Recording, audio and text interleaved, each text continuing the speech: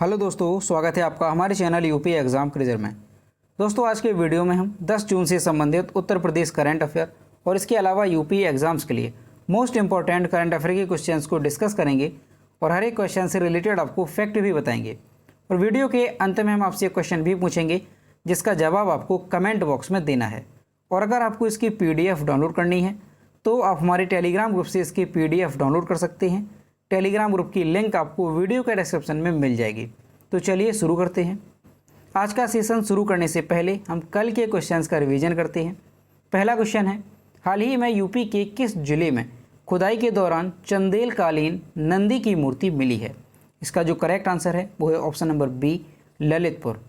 अगला क्वेश्चन है, environment risk outlook report 2021 के अनुसार विश्व के 100 शहरों में कानपुर कौन से स्थान पर रहा? इसका जो करेक्ट आंसर है वो है ऑप्शन नंबर सी, 10वें स्थान पर। अगला क्वेश्चन है, उत्तर प्रदेश के किस जिले में मेगा लेदर फुटवेयर क्लस्टर स्थापित किया जाएगा? इसका जो करेक्ट आंसर है वो है ऑप्शन नंबर सी, कानपुर। अगला क्वेश्चन है, the state of India's environment report 2021 के अनुसार भारत की रैंकिंग क्या है? इसका जो करेक्ट आंसर है वो है ऑप्शन नंबर बी, 117वीं। अगला क्वेश्चन है, प्राणवायु देवता पेंशन योजना किस राज्य की पहल है? इसका जो करेक्ट आंसर है वो है ऑप्शन नंबर डी, हरियाणा। अगला क्वेश्चन है, भारत ने ऊर्जा के क्षेत्र में बढ़ावा देने हेतु किस मिशन को लॉन्च किया है? इसका जो करेक्ट आंसर है वो है option number B, innovation clean tech exchange. अगला क्वेश्चन है, विश्व बैंक में नए शिक्षा सलाहकार के रूप में निम्न में से किसे नियुक्त किया गया है? इसका जो करेक्ट आंसर है वो है option number A, Ranjit Singh Disale. अगला क्वेश्चन है, विश्व महासागर दिवस वर्ल्ड ओशियन डे निम्न में से किस दिन मनाया जाता है? इसका जो करेक्ट आंसर है वो है ऑप्शन नंबर सी, 8 जून। अगला क्वेश्चन है, निम्न में से किस राज्य सरकार ने जहां वोट वहां वैक्सीनेशन अभियान की शुरुआत की है? इसका जो करेक्ट आंसर है वो है ऑप्शन नंबर डी, दिल्ली। और दोस्तों, ये क्वेश्चन कल हमने आपसे पूछा था। नीदरलैंड की किस महिला धावक ने 10,000 मीटर की दूरी 29 मिनट 6.82 सेकंड में पूरी कर नया विश्व रिकॉर्ड बनाया है? इसका जो करेक्ट आंसर था वो ऑप्शन नंबर बी था, सिफान हसन। और लगभग सभी स्टूडेंट्स ने इसके सही जवाब दिए। और मैं आपसे हर रोज़ कहता हूं कि जो भी क्वेश्चन आपसे पूछा जाए तो सभी लोग उसका आंसर जरूर किया करो। तो चलिए शुरू करते हैं आज का सेशन। आज का पहला क्वेश्चन है, Times Higher Education Asia University ranking 2021 में King George Medical University Lucknow किस पायदान पर रहा? ऑप्शन नंबर ए है 121वें, बी है 129वें, सी है 139वें और डी है 159वें। इसका जो करेक्ट आंसर है वो है ऑप्शन नंबर सी, 139वें। Times Higher Education Asia University ranking 2021 में शीर्ष 200 सर्वश्रेष्ठ विश्वविद्यालयों को शामिल किया गया था। इस वर्ष Times Higher Education Asia University ranking 2021 में भारत के 18 विश्वविद्यालयों ने अपनी जगह बनाई है। वहीं 3 भारतीय संस्थानों को टॉप 100 लिस्ट में शामिल किया गया है। इस रैंकिंग में भारत के केवल 3 IIT संस्थान रहे, जिसमें IISc बेंगलुरु 37वें स्थान पर, IIT रोपड़ 55वें स्थान पर और IIT इंदौर 78वें स्थान पर रहा। तो दोस्तों, टॉप 100 की लिस्ट में अगर देखा जाए तो भारत के 3 संस्थान हैं। कौन कौन से हैं? IISc बेंगलुरु जो कि 37वें स्थान पर रहा, IIT रोपड़ जो कि 55वें स्थान पर रहा और IIT इंदौर जो कि 78वें स्थान पर रहा। King George Medical University Lucknow ने 139वें रैंक को प्राप्त किया है। द एशिया यूनिवर्सिटी रैंकिंग 2021 में सिंघवा विश्वविद्यालय चीन शीर्ष स्थान पर रहा है। तो दोस्तों, ये क्वेश्चन मोस्ट इंपॉर्टेंट है, आपको अच्छे से ध्यान रखना है कि Times Higher Education Asia University ranking 2021 में सर्वश्रेष्ठ 200 विश्वविद्यालयों को शामिल किया गया था, जिसमें इंडिया के 18 विश्वविद्यालयों ने अपनी जगह बनाई। और टॉप 100 में अगर देखा जाए तो भारत के 3 संस्थान रहे, IISc बेंगलुरु, IIT रोपड़ और IIT इंदौर। अगर लखनऊ की बात की जाए तो king George Medical University Lucknow ने 139वें रैंक को प्राप्त किया है, जो कि उत्तर प्रदेश का एकमात्र संस्थान है। और पहले स्थान पर कौन सा रहा है? तो ध्यान रखना है, चीन की जो विश्वविद्यालय है सिंघवा विश्वविद्यालय, वो इस रैंकिंग में पहले स्थान पर रहा है। अगला क्वेश्चन है, Yamuna international airport private limited को नोएडा इंटरनेशनल एयरपोर्ट के विकास के लिए निम्न में से किस बैंक से 3,725 करोड़ रुपए की अंतिम क्रेडिट मंजूरी मिली है? ऑप्शन नंबर ए है SBI, बी है PNB, सी है HDFC और डी है बैंक ऑफ इंडिया। इसका जो करेक्ट आंसर है वो है ऑप्शन नंबर ए SBI। Yamuna international airport private limited Noida international airport के विकास के लिए स्टेट बैंक ऑफ इंडिया से 3,725 करोड़ रुपए की अंतिम क्रेडिट मंजूरी मिली है। 3,725 करोड़ रुपए का संपूर्ण ऋण SBI द्वारा 20 वर्षों की डोर टू डोर ऋण अवधि के लिए दिया गया है। हवाई अड्डे को उत्तर प्रदेश सरकार के साथ मिलकर विकसित किया जा रहा है।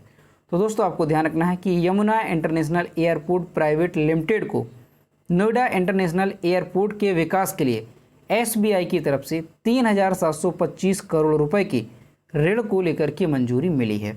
अब दोस्तों यहाँ पर SBI है, तो SBI की स्थापना कब हुई थी? 1 जुलाई 1955 को। कब? 1 जुलाई 1955 को SBI की स्थापना हुई थी। और SBI का हेडक्वार्टर कहाँ पर है?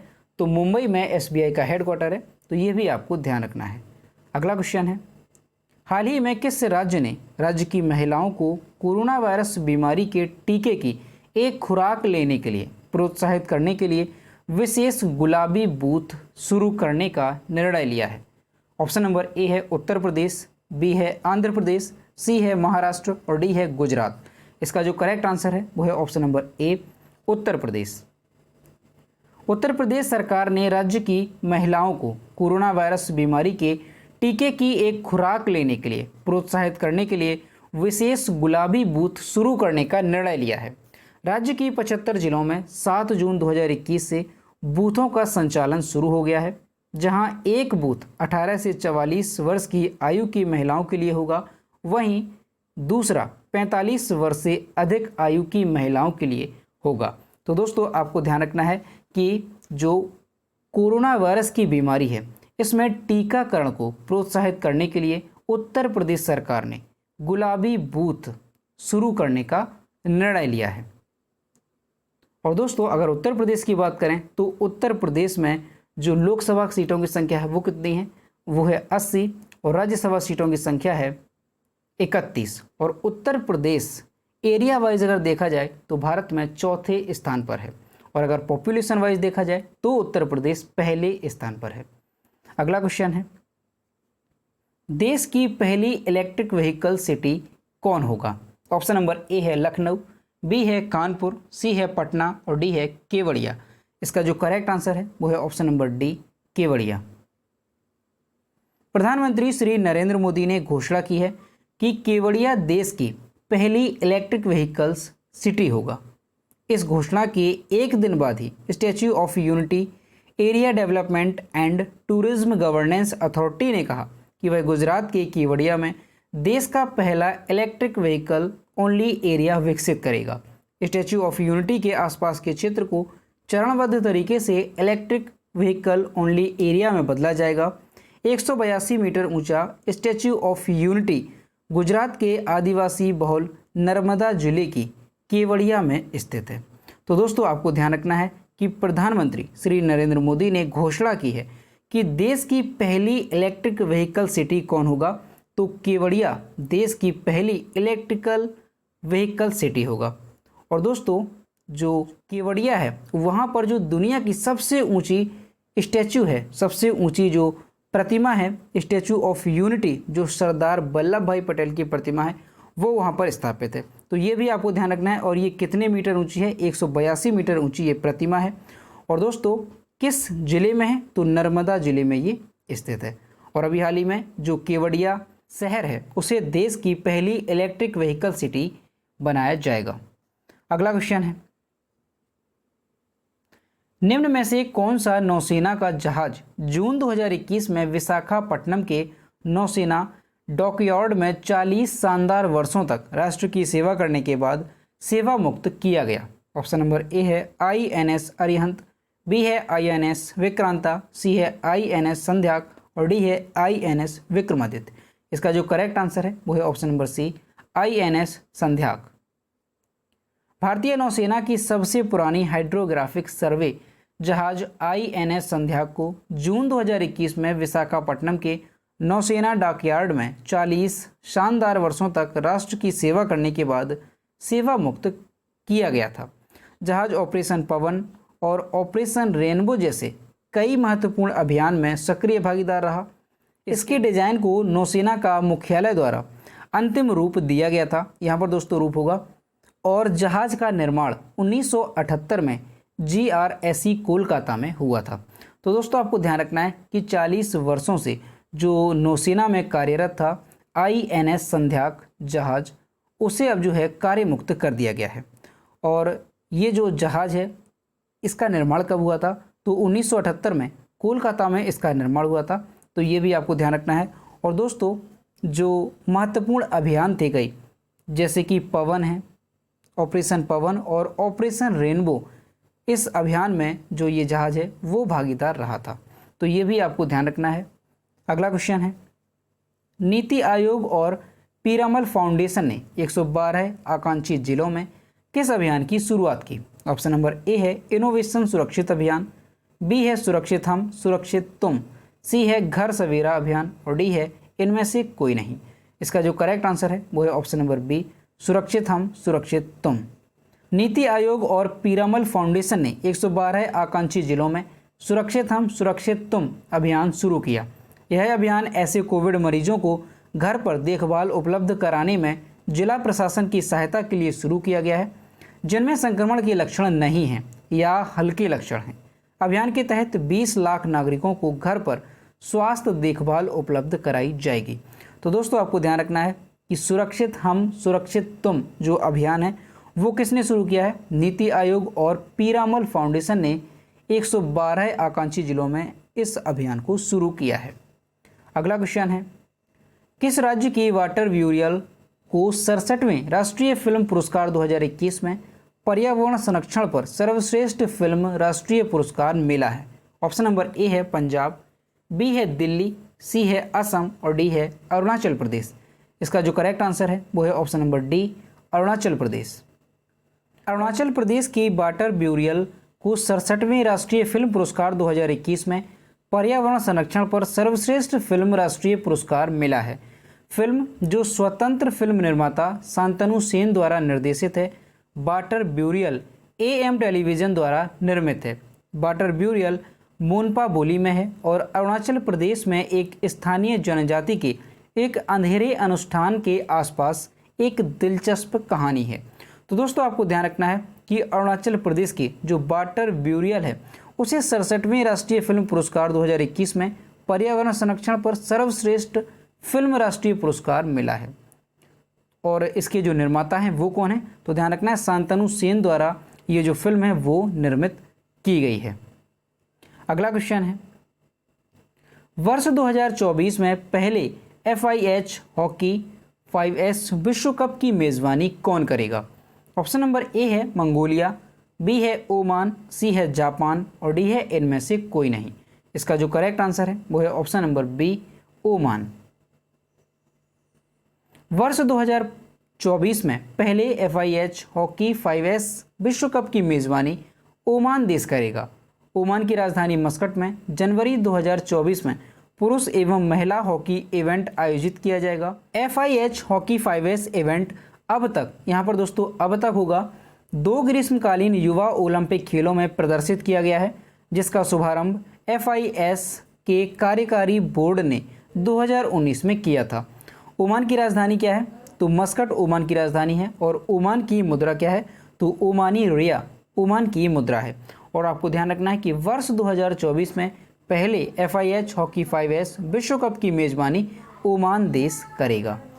अगला क्वेश्चन है, जून 2021 में देश में विभिन्न मानक विकास संगठनों द्वारा अपनाए गए मानकों के तालमेल के उद्देश्य से निम्न में से कौन सी योजना शुरू की गई है? ऑप्शन नंबर ए है न्यू स्टैंडर्ड स्कीम, बी है वन नेशन वन स्टैंडर्ड, सी है वन कंट्री वन स्टैंडर्ड और डी है इनमें से कोई नहीं। इसका जो करेक्ट आंसर है वो है option number B, one nation one standard. देश में विभिन्न मानक विकास संगठनों द्वारा अपनाए गए मानकों के तालमेल के उद्देश्य से वन नेशन वन स्टैंडर्ड योजना शुरू की गई है। बहुमानक निर्माण निकायों की स्वैच्छिक एकीकरण योजना से देश में उत्पादित वस्तुओं और सेवाओं की गुणवत्ता में एक रूपता आएगी। इसकी हर 5 साल में कम से कम एक बार समीक्षा की जाएगी। तो दोस्तों आपको ध्यान रखना है कि देश में विभिन्न मानक विकास संगठनों द्वारा अपनाए गए मानकों के तालमेल के उद्देश्य से कौन सी योजना शुरू की गई है, तो वन नेशन वन स्टैंडर्ड योजना शुरू की गई है। और ये जो योजना है इसकी हर 5 साल में कम से कम एक बार समीक्षा की जाएगी। तो ये भी आपको ध्यान रखना है।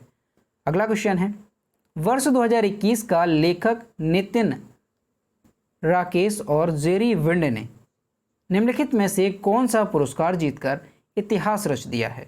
ऑप्शन नंबर ए है International Business Book of the Year Award, B है बुकर प्राइज, सी है नेशनल बुक अवार्ड्स और डी है इनमें से कोई नहीं।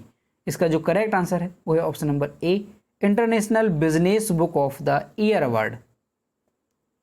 लेखक नितिन राकेश और जेरी विंड ने 2021 के लिए प्रतिष्ठित international Business Book of the Year award जीतकर इतिहास रच दिया है। उन्हें नोशन प्रेस द्वारा प्रकाशित उनकी हाल ही में लॉन्च की गई पुस्तक transformation in times of crisis के लिए सम्मानित किया गया है। बिजनेस बुक ऑफ अवार्ड पूरी दुनिया में व्यापार पुस्तक लेखकों के लिए वर्ष के सबसे बड़े और सबसे प्रतिष्ठित कार्यक्रमों में से एक है। तो दोस्तों ये क्वेश्चन भी मोस्ट इंपॉर्टेंट है, आपको अच्छे से ध्यान रखना है कि वर्ष 2021 के लिए प्रतिष्ठित international Business Book of the Year award किसने जीता है? तो ये जीता है लेखक नितिन राकेश और जेरी विंड ने। और किस पुस्तक के लिए? तो ध्यान रखना है transformation in times of crisis पुस्तक के लिए इन्हें यह अवार्ड दिया गया है। तो दोस्तों ये थे 10 जून से संबंधित उत्तर प्रदेश करंट अफेयर और इसके अलावा यूपी एग्जाम्स के लिए मोस्ट इंपॉर्टेंट करंट अफेयर के क्वेश्चन जो कि हमने डिस्कस किए। अब हम देखते हैं आज का क्वेश्चन। तो ये है आज का क्वेश्चन, रायमोना नेशनल पार्क किस राज्य में स्थित है? ऑप्शन नंबर ए है छत्तीसगढ़, बी है मध्य प्रदेश, सी है असम और डी है उड़ीसा। तो इसका जो भी करेक्ट आंसर है वो आपको कमेंट बॉक्स में बताना है। तो दोस्तों अगर आपको आज का वीडियो पसंद आया हो तो वीडियो को लाइक करें, चैनल को सब्सक्राइब करें और अपने दोस्तों के साथ शेयर जरूर करें। तो मिलते हैं नेक्स्ट वीडियो में। Thank you.